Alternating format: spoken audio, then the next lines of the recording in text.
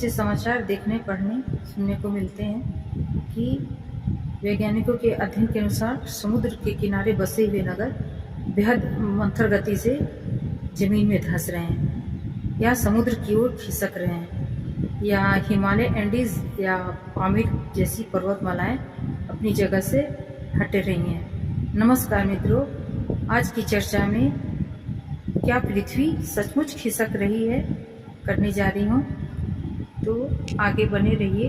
वैज्ञानिकों का कहना है कि यह प्रक्रिया इतनी धीमी गति से है कि इस संपूर्ण होने में अभी लाखों करोड़ों वर्ष लग जाएगा। इस पर रहस्यमय बिंदु यह है कि क्या पूरी की पूरी पृथ्वी व उसके महाद्वीप अपनी स्थिति से धीरे धीरे खिसक तो नहीं रही है। पृथ्वी के खिसकन और इसी प्रक्रिया के दौरान वर्तमान रूप में आने के सिद्धांत को कार्डिनल डिपट सिद्धांत कहते हैं। ध्यान से विश्व के मानचित्र को देखने से पता चलता है कि जितनी भी तमाम महाद्वीपों की, अगर हम ध्यान से विश्व के मानचित्र को देखेंगे तो पता चलेगा कि तमाम महाद्वीपों की बाह्य रेखाएं ऐसी हैं कि जैसे उन्हें एक संपूर्ण गोल से टेढ़ी मेढ़ी काटकर अलग कर दिया हो।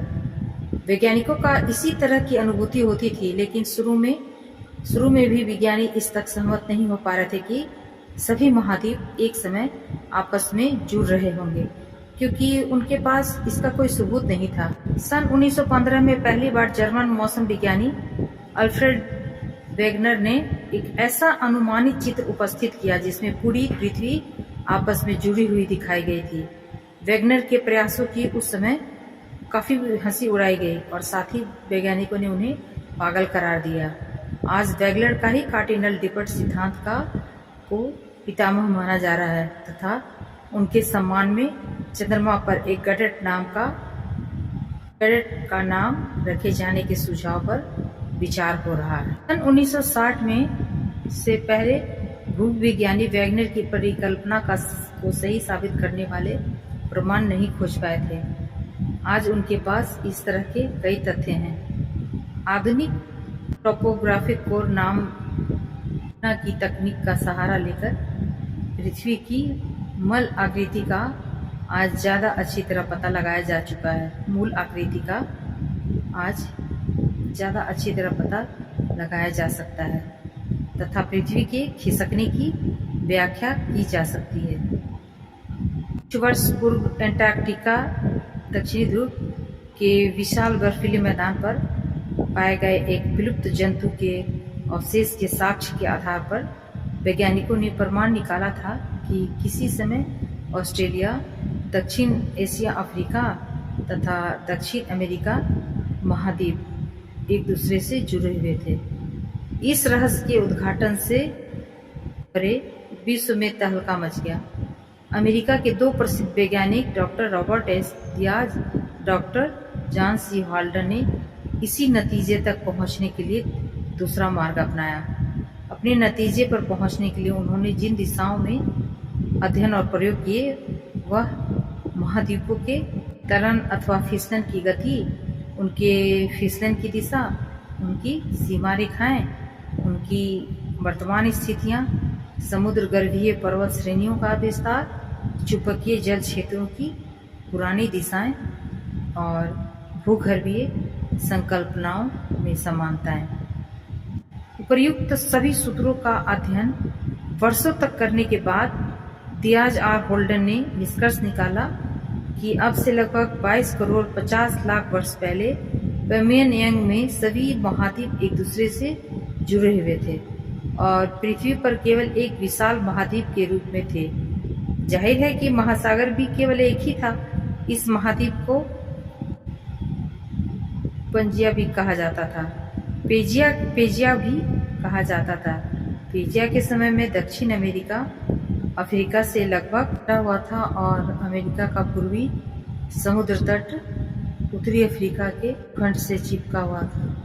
भारत दक्षिण अफ्रीका और एंटार्क्टिका के बीच दबा हुआ था। ऑस्ट्रेलिया महाद्वीप एंटार्क्टिका का एक हिस्सा था। दियाज और होल्डन के मतानुसार यह विशाल महाद्वीप पृथ्वी के एक किनारे पर 60 अंश पश्चिम दशांतर से 120 अंश पूर्व दशांतर तक स्थित था। उस समय तक पृथ्वी की आयु करीब 4.5 अरब वर्ष हो चुकी थी।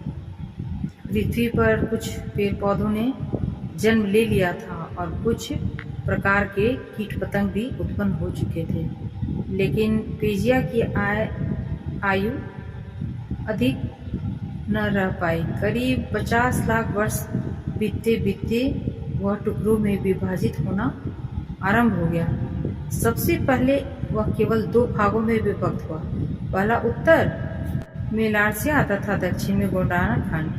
लार्सिया से उत्तरी अमेरिका तथा दक्षिण सम्मिलित थे और गोंडवाना खंड में दक्षिण अमेरिका, अफ्रीका, भारत, ऑस्ट्रेलिया तथा एंटार्क्टिका था।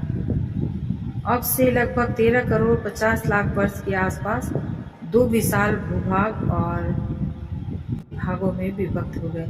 60 करोड़ 50 लाख वर्ष के लगभग ये महाद्वीप धीरे धीरे सरकते हुए एक दूसरे से पृथक होते गए और अंत में वर्तमान स्थिति में पहुंच गए।